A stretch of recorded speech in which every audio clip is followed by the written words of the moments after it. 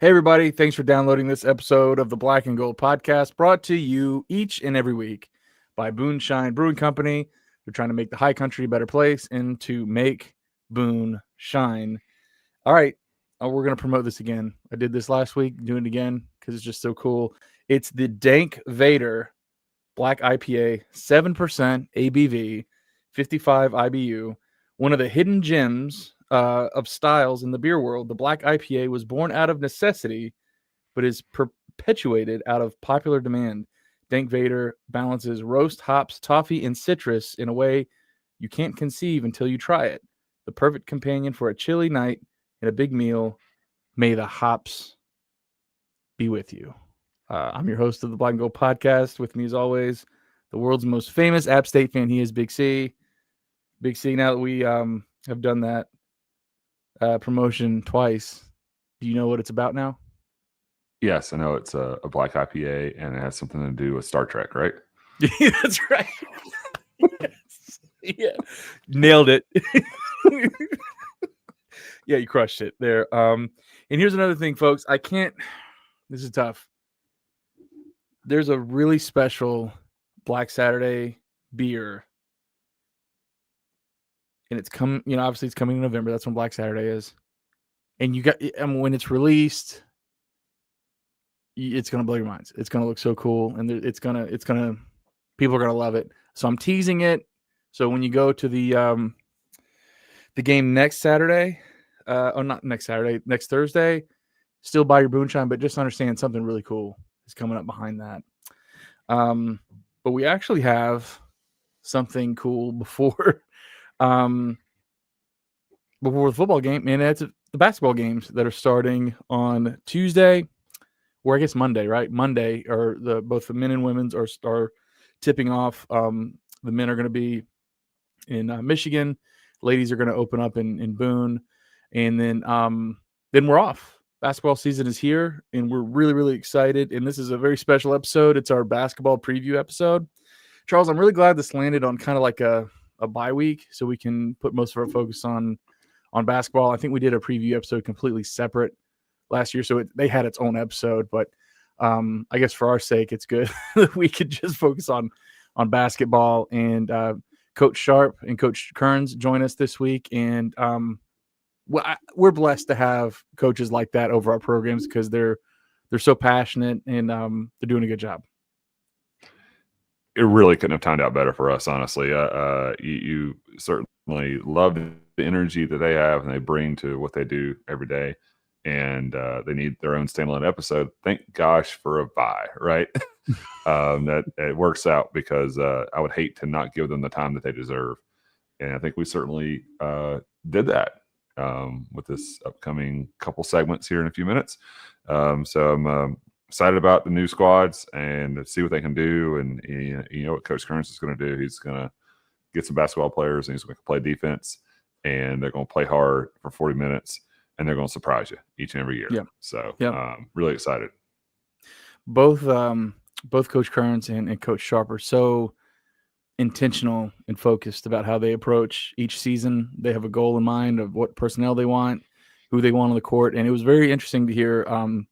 There's a really good question. I think it was Steve Brooks that asked it. And we kind of merged some hashtag BGP Mail Satchel kind of questions from the audience, and asked the coaches some things, and how they're approaching recruiting this year, and what they're going to offer or not offer. It's just really, really fascinating to hear how that staff is handling that side of things. A lot of changes, a lot of good stuff on both sides, on the men and women's side. So we're excited about that. We are going to toss over to Olympic Sports here, brought to you by Styles Roofing. For those of you in the greater Charlotte area, I think you guys are getting a lot of rain here, and it's getting colder, so you want to make sure that your roof's in good shape.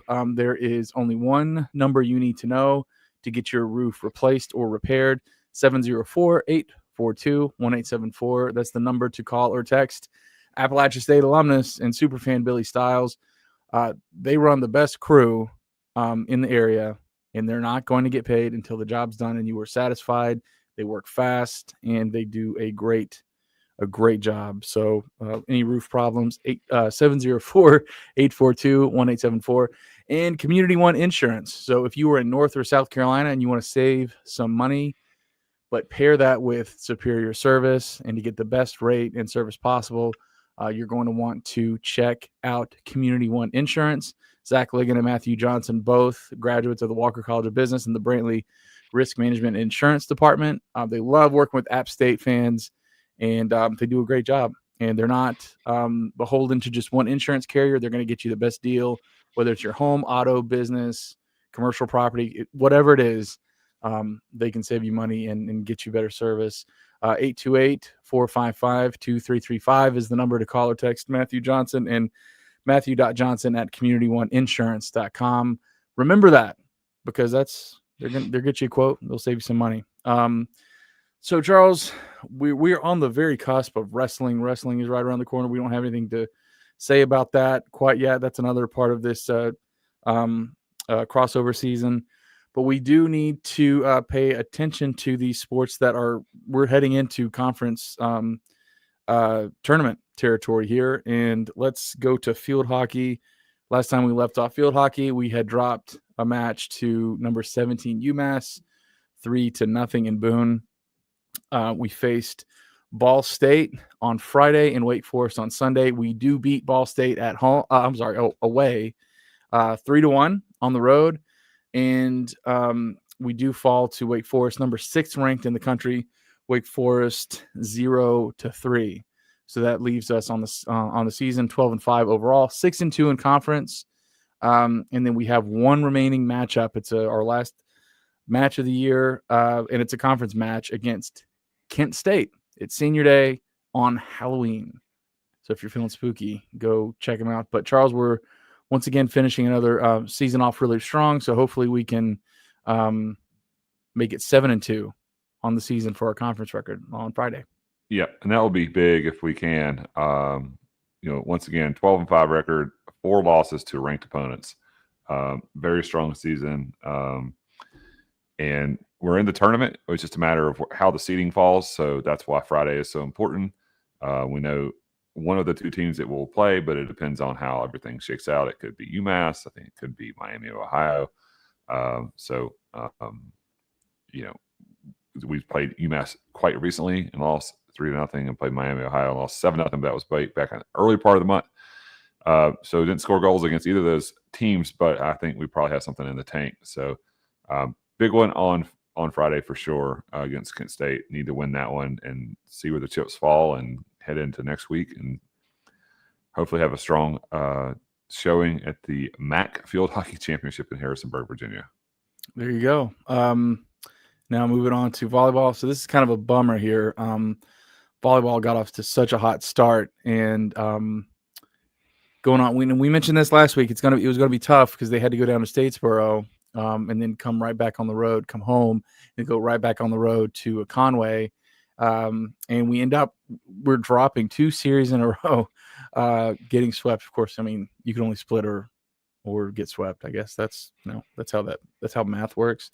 But 4 consecutive conference losses. It's a bummer. We drop the match 0-3 on Friday, and we do take it to 5 sets on Saturday, but we still come away with a loss. So conference play, we are 4-6, 13-8 overall. I guess the relief here is that we do get a home series against Georgia State here coming up this weekend, and only have one more road trip left, Marshall the following weekend. But Charles, 4 in a row is painful. Yeah, it always hurts, but at least they bounced back in the second match of the weekend and took it to 5 after falling back 2 sets to 1. Georgia State's up next. So 4 of our last 6 games are at home. Georgia State's 12-9 overall, but they're 3-7 in conference play, 3-4 on the road. So we have an opportunity to get a couple here. Most recently, Georgia State got swept a couple weeks ago by Coastal, the Coastal team that was just lost to in 3-0 in both of those. And they beat Marshall, or they actually split with Marshall, last weekend. And we do have Marshall at the end of the year. So it might give us a little bit of a barometer of what we have left, but still some work to do. This season is not over. And I think there's a lot left in the tank for these ladies. I agree. Just need to turn it around here the last 3 weekends of the regular season. Moving on to soccer, we do win our match against Southern Miss. We're on the road in Hattiesburg, 2-1. We take down the Golden Eagles, and our final match is we're recording on Tuesday night here. At least this segment we're recording on a Tuesday night. Play Georgia Southern tomorrow, Wednesday, October 29th. That's our last match of the season. And Charles, on those on the schedule page, I'm seeing that they're not prompting a tournament. Are we not qualifying for the tournament? It's only the top 8 get in. Okay. And with all the ties that we have had this year, we just didn't pick the points up. So we are unfortunately eliminated from the conference tournament. That's a bummer. So finish strong on Wednesday. At least you're playing Georgia Southern, and you have, there are some bragging rights on the table there. Georgia Southern has also had a rough season. They are 2-9-6, 0-4-5 in conference play, and 1-5-4 on the road. So there is something to play for when these two play. It doesn't matter what they're playing or what they're not playing. You know how this goes. We don't have to explain it, and we'll see more of it next week. But hopefully they can finish their season on a high note. Yeah. That's it for Olympic sports. Obviously, we don't have football to talk about, and we're going to focus here on basketball here in a bit. There are just a handful, and I want to get to them. There are a handful of Satchel questions that are related to football. People are still talking about stuff, so we do want to get to that segment a little bit, and knowing that we're going to ask most of our questions and have the lion's share of the show is going to be with Coach Sharp and Coach Kearns. But that is brought to you by Blue Deer Cookies, downtown Boone, downtown Blowing Rocket in West Jefferson. It's cold. It's cold in Hickory. I know it's cold in Boone. It's time to get a hot coffee, a hot drink, and a cookie to go with it. Go stop by your local Blue Deer location and warm up, have the best coffee in the high country. And if you're just feeling dangerous, get some ice cream too while you're at it. Best submission gets a cookie card. I think I really liked the conversation that led from, I think it was Steve Brooks's question about asking Coach about recruiting. So I really like that one. So I think I'm going to go ahead and give him one. But if we hear one of these couple, Charles, we can direct them that way as well. So I'll just jump right in here with Matt Williams. Now he asks if Savannah Dada Maskell, and I feel so dumb because I don't know if that's how you pronounce it. So I apologize. I'll figure out how to pronounce it. Joey will tell me. Has to be the most dominant athlete in Watauga County right now. Her form as of late has been clinical. Am I missing anyone? What about Emma Pastuzik for Watauga High's volleyball team, who I think are in the Final Four right now? Yeah, and there's a lot of Watauga high school teams that are very good right now. The football team is 9-0. I think the tennis team just lost to Charlotte Catholic. They had a great run in the state championships. There's a lot going on there. So I'm not going to take anything away from Savannah, but if you're going to bull in the whole Watauga County area, my jurisdiction here, so to speak, got to give some props to the Pioneers. If Savannah voted, maybe, right? Maybe. That's a joke. That's a joke, folks. No, but shout out to our good friend Dave Pastuzik. His daughter Emma is crushing it in volleyball, and I believe she's going to Citadel. I think to play volleyball in college. I think that's right. I think I got that right. But she's literally doing like a lot of great stuff. And I think it's the Final Four. I think Watauga is in the Final Four of the state in the playoffs. I'm pretty sure that's true. But gave us the opportunity to talk about that. That's pretty cool. Kimry Reinhardt, football query. In your opinion, what is our football team's identity this season? In my opinion, we're like an Olympic 400-yard relay, where 100-meter relay, where each runner drops the baton. We're what do we call that? A baton or a baton at handoff? I don't know. I don't know these terms. Baton. It's a baton. It's not a Baton. baton. I didn't know if that was exclusive for like anyway, whatever. At handoff, and the final runner trips in the final 100 meters. Our coach coached Usain Bolt and Carl Lewis. What? Our coach coached Usain Bolt and Carl Lewis? That's going a little extreme, I think. I do think, though, I think the parallel here is finishing. Ironically, we did finish better in the fourth quarter than I think we have, right? Any game prior. Like It was that was our best. It was the best fourth quarter of the year. It was a fourth quarter in which Old Dominion probably felt like they had it, what they needed to get through, and essentially they did. We needed another stop, and that was pretty much the ball game. But it took some effort to get there. It took another, juggling the quarterbacks again, and they probably had not prepared for what AJ Swann could do or couldn't do. They probably had watched some tape, but it wasn't the best game from JJ Cole. I think that's all been discussed, but certainly it would be nice if we can complete a drive here and there, but it feels like if we can complete a couple more, we'd be in a lot better shape, because it's very clear that the mistakes that we make are huge ones. They're not little. They're not little mistakes. They're big mistakes. And take the officials out of it and all that. But you can't do what we did on Saturday and expect to put yourself in a good spot, especially on the road, to come back and win a game where you're down as much as we were. Yeah, I don't know what I don't know. I didn't listen to Mountaineer Talk tonight, Charles, but we're pretty significantly dinged up at offensive line, and already, when you have when you don't even know for sure how strong your offensive line is coming into the season, and they looked pretty good the first game, but when you lose 3 starters essentially, and you're having to patch those together, and you already weren't maybe really sure about your depth, I think that's impacting a lot of things right now. I mean, everybody has injuries, everybody gets dinged up, but I think offensive line we're really hurting, and we've lost Sean Collins and Thomas Davis, and who was it? Number 3 backhole. We're losing depth at defensive line, so like there are some personnel issues that aren't helping either. Did Coach Logan say anything about injuries in the offensive line at Mountaineer Talk tonight? No.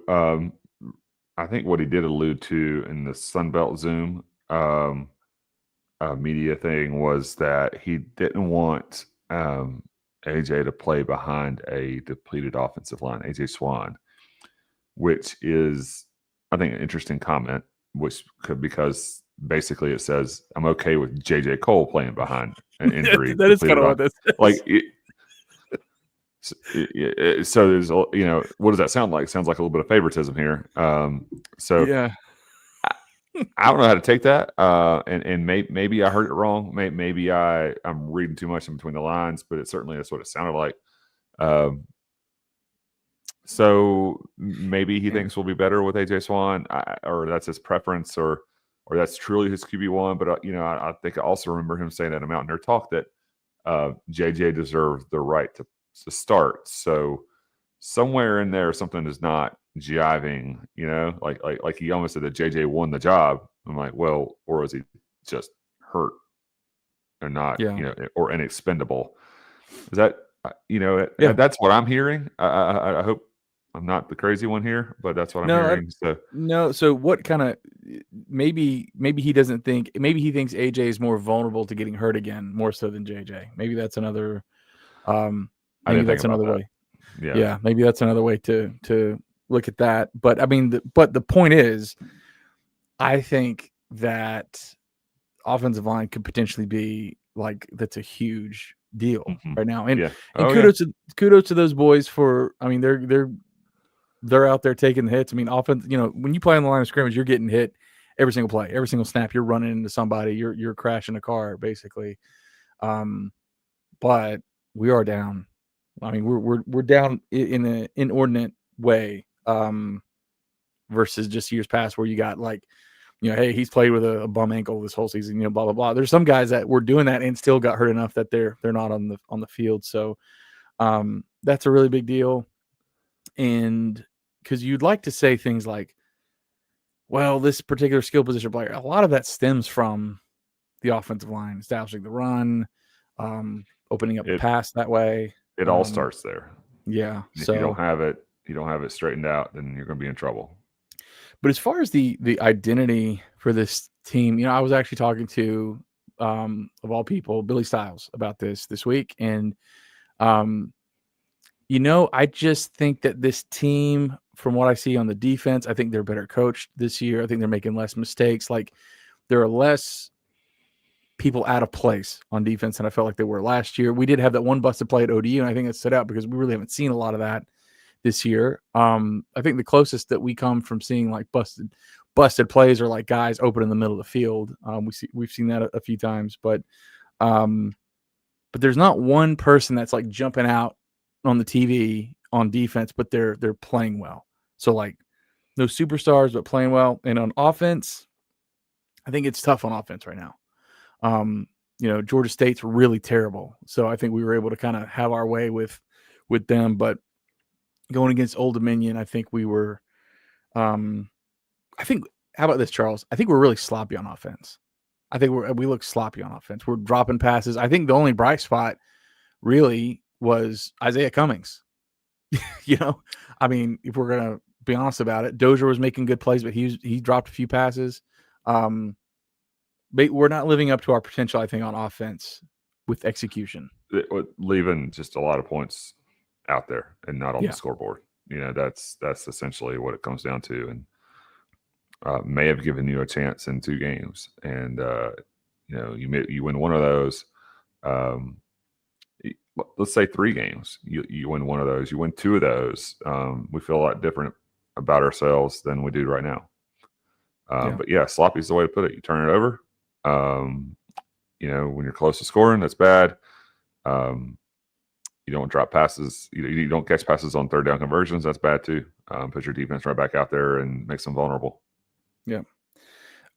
Gabe Jones, Gabius Maximus asks about, we get questions like this, about every other week about the future landscape of the NIL and the portal and what app can do. And I feel like that's just a question we answer a lot, but I do think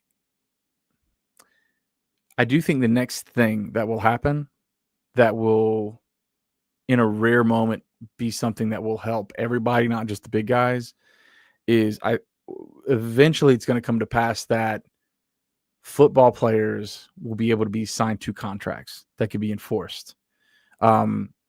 Gabe also shared a clip from Greg Olson with who's the guy with the Marty Smith. Sorry, I was about to say Marty Smith on ESPN. And I've seen this clip before where Greg Olson basically says you can have either the NIL or you can have the portal. You can't have both. Like, he's just kind of throwing spaghetti on a wall, see when it sticks. That'll never happen. I mean, the lawyers will never let one die without the other. I mean, that won't happen. However, what he did mention was it's crazy how, kids can have a bad year, or not a bad year, just have an average year and still maintain their scholarship, place on the team. They have a great year, all of a sudden they're a free agent. And how in the NFL, if you have a bad year, you still get paid if you're under contract. But if you have a great year in year 2 of a 4-year contract, it's not like you can go, hey, never mind, I'm going to go back into free agent. You can't do that. That's not how contracts in the NFL work.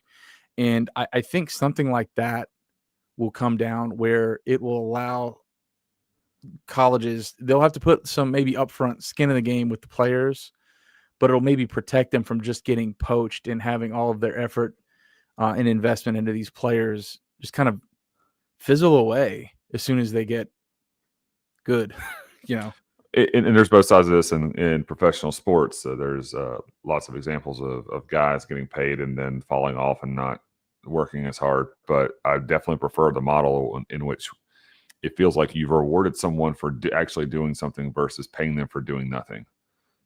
So when you bring in someone who hasn't gained 1 yard, in Boone, and this is going to sound terrible, but they get money, and there's guys who have contributed that haven't gotten money. I think it just sends a bad message. I think we talked about this 2 and 3 years ago. But I do not mind rewarding at this level for what you have done, that you got some skin in the game for past performance, and that you're getting paid a little bit for what you've done in the past and what you hope to do in the future, versus being all based on what we expect you to do or hope you can do. Yeah. Because there's incentive based on that, right? Like, can we have something like that? It's like, hey, look, you catch 3 touchdown passes, you catch 5 touchdown passes, you catch 7 touchdown passes.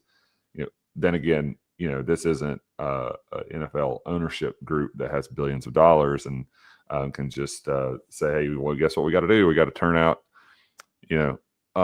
all this money for all these touchdowns we scored. We didn't expect to score, and we got to pay these kids for it when you sell out your games, and what the revenue you get is based off what? Where does that money come from, right? Yeah. There's a lot of promises up front, but I mean, I'm sure you would love to say, hey, we'll figure it out.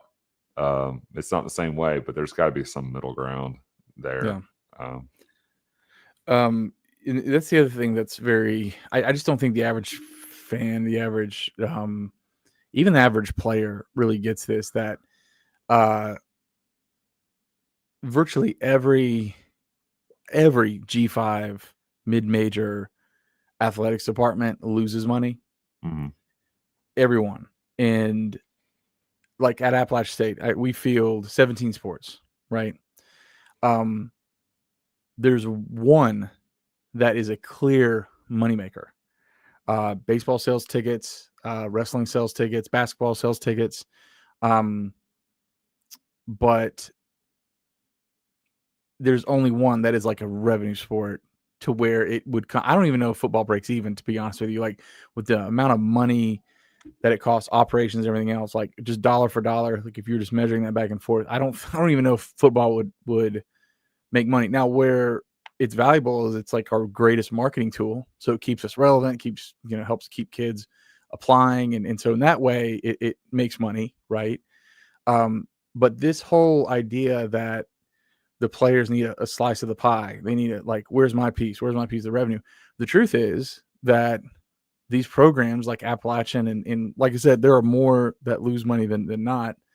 They're sitting around going like, I mean, the revenue is going towards operating 16 other sports, and we have student fees that help keep the athletics department running so we can administer these other sports too. So I think, this is where I think there's the clear divide. Like, University of Georgia absolutely has the money over and above and beyond where they can deal out those checks if they just rearrange the budget. How, instead of each player having a hot tub in their locker, they can pay that stuff. Any G5 program, you just, this whole idea that there's just all this money to go around just because we show up on an ESPN channel every now and then, it's just not the case. And that's what I think I'm mostly frustrated when you talk about revenue sharing and players, pay the players. So like, well, I mean, these schools we're operating on student fees, and because there's not enough money, we're not making enough money. So you add another expense to that, and it's just madness. I can rant and rave about that all day, but this is just another example of the haves and have-nots. Like, Ohio State doesn't need to sweat if they need to pay a walk-on $50,000, right? We need to sweat if we're trying to pay a player $50,000. We sweat a lot for paying a player $50,000. And that's not just us. That would be any of our peers would be sweating bullets. Yep. Especially if they're paying $50,000 and that player were to get hurt, and you're like, oh, here we go. So it's, I think contracts will help alleviate some of this, at least allow us to recoup some of the investment, because there's a lot of money going in to get these kids here. And for them just to leave so freely, it becomes like a kind of a questionable deal. Like, why are we spending all this money? That's it. On Twitter, Charles, I have no idea if there were. I don't remember if there were any football related or non-basketball questions in the Facebook group, but that's kind of what we had. Without, because like Justin Fowler asked about the 3-3-5. We kind of touched on the post game. Brian Calloway emailed us, but it really was just about. I think it's all post-game basketball stuff. related questions from what I can see. Okay. So Cool. but I can give you a quick update. Yeah, sure. AJ, on something we talked about earlier. Yeah. Watauga volleyball is going to the state championship. Let's We're go. winning 5 sets tonight. That's awesome. Very cool. Very happy for the Pioneers and Emma and the Pastuzics for winning, man. That's awesome. Very happy. Who do they play? Who they play tonight? Yeah. I looked it up and then I closed it out. So there you go. All right. Well, we'll look at that played later. Somebody. Yeah. They played somebody in the West. There you go. All right. So they are playing. Emma is playing at the Citadel. I just pulled up Instagram and to see if she had posted about it. And yeah, Citadel. That's cool. Very cool. All right, folks. Well, like I said, we have a big show with the coaches. It's always an honor to have coaches on to talk to us, and Coach Sharp and Coach Kearns are kind enough to join us and indulge our questions and our fanness. So, Charles, before we talk about Mountaineer Mania and move on, is there anything else to touch on before we? I'm good. Okay, cool. So our special guests tonight, obviously, are Coach Alara Sharp and Coach Dustin Kearns. And they're sponsored by Mountaineer Mania, 497 West King Street. They have sold a lot of gold items here recently since the gold out against Coastal. But now that it's getting colder, you need to get your hoodies. It's hoodie season. Get your outerwear. And if you are, someone that's really, really organized, then go ahead and buy your Christmas presents. Get your goodies for your loved ones, and all your fashionable items at Mountaineer Mania. It's a Boone staple, been around for 45 years. And every purchase that you make at Mountaineer Mania, part of those proceeds are going back to Mountaineer Sports. And that's something that we can definitely get behind. So check them out on King Street. Go buy some stuff and tell them that the podcast sent you.